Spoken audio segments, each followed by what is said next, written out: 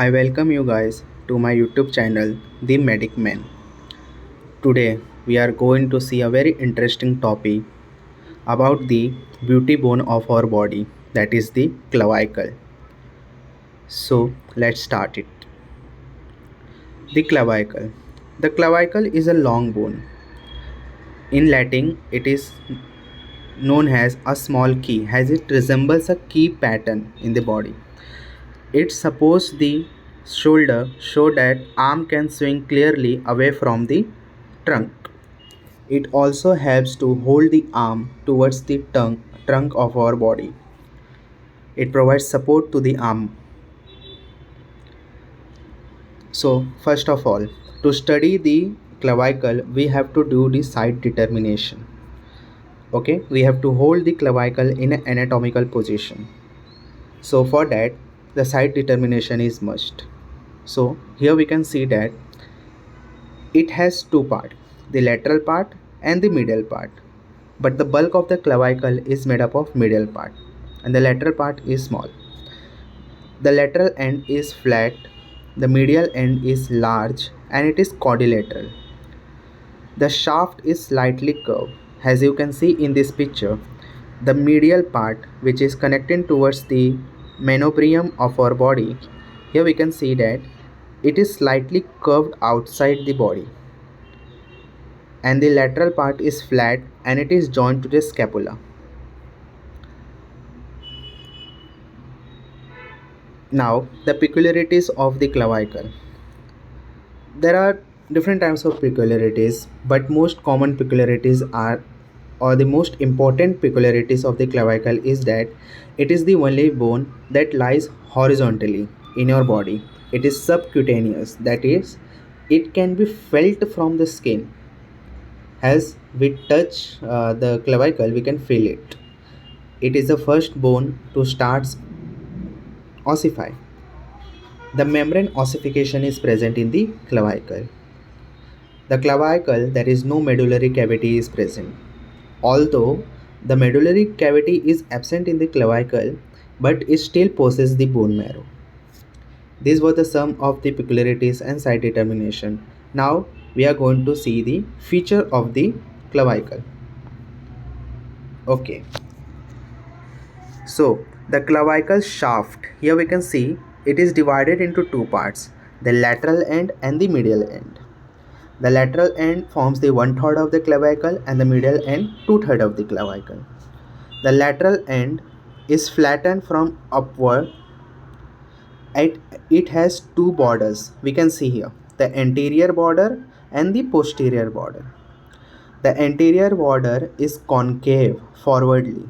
We can see in the figure A, while the posterior border is convex backward.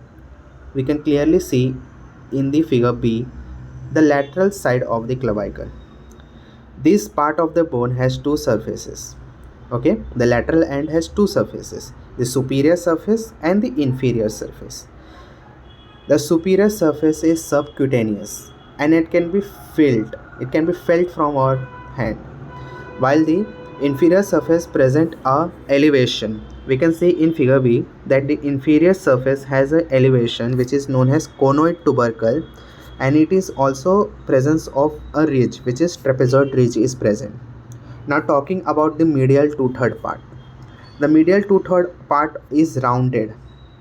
It has the sternal end which is quadrilateral or quadrangular.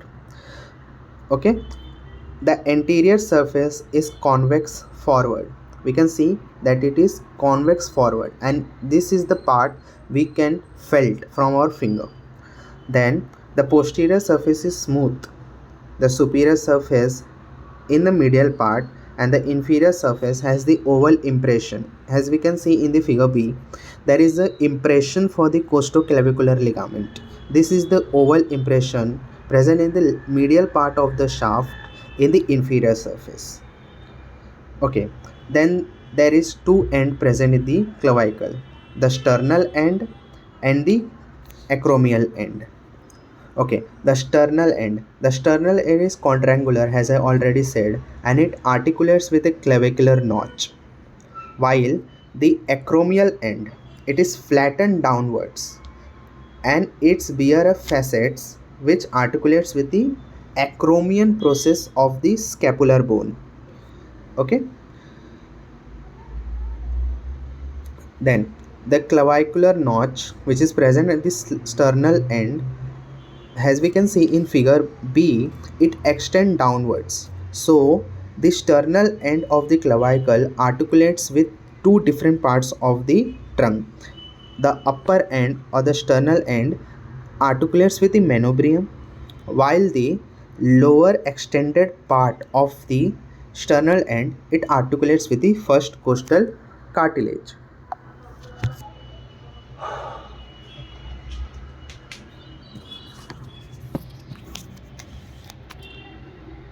Then further we are going to see the attachments of the clavicle.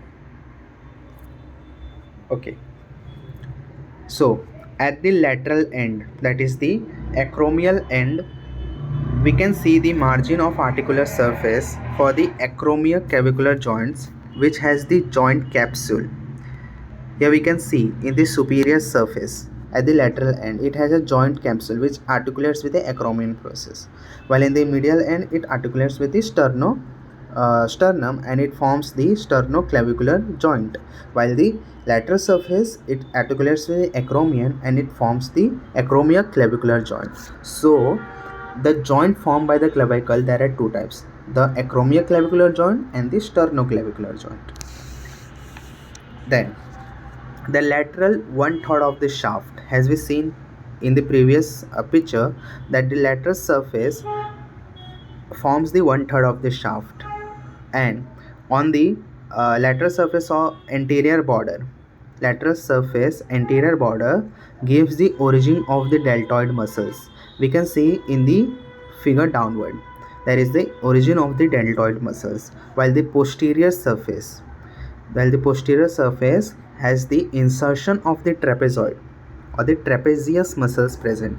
It inserts in the trapezoid ridge. Okay. Then further we have seen the conoid process and the trapezoid ridge, which forms or which helps the attachment of corococlavicular ligament.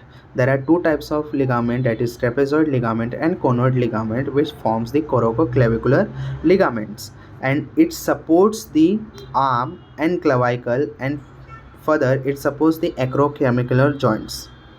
The medial two-thirds of the shaft, most of the anterior surface gives origin of the pectoralis major.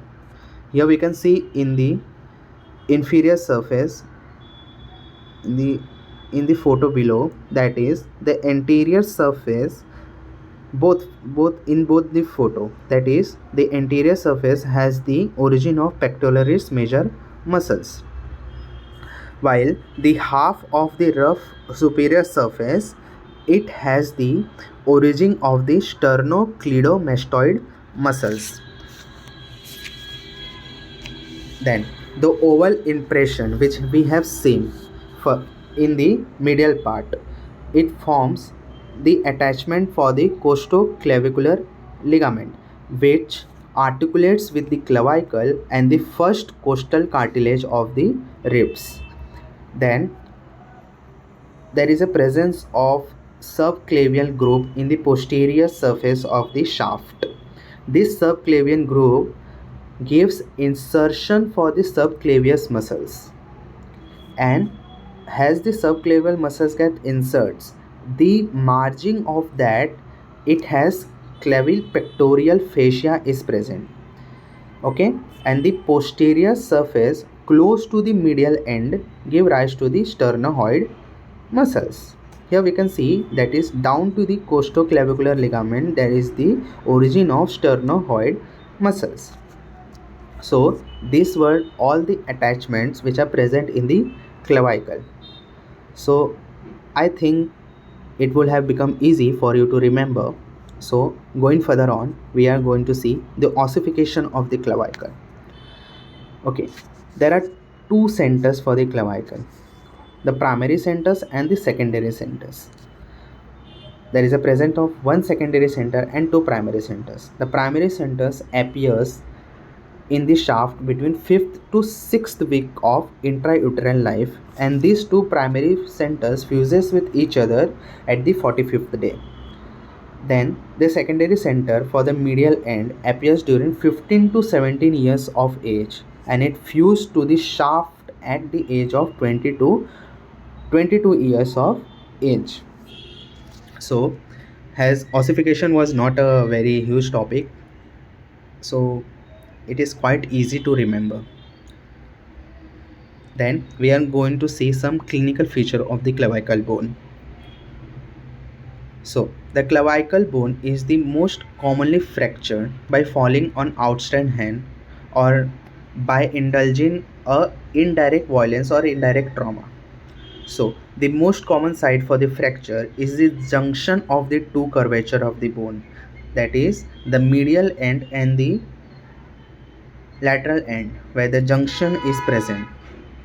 Okay, has this bone curves backwards towards the scapula, so there is a junction. So this point is the main or the major site for the fracture, and thus the fracture occurs at this junction. So next is the cleidocranial dysostosis. What is cleidocranial dysostosis? That is, it is congenitally absent or imperfectly development of the clavicle bone.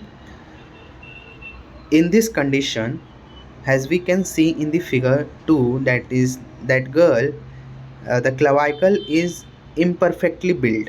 So there is the approximate drooping of the shoulder, we can see in the figure B. So and in the radiological image, we can see that there is absence of the clavicle. So this was the detailed view of clavicle bone. Hope you have learned so much and enjoyed my video. So further expecting that the same. Thanks for watching, and do subscribe my channel and share as much as you can to support me and help me grow. Thank you.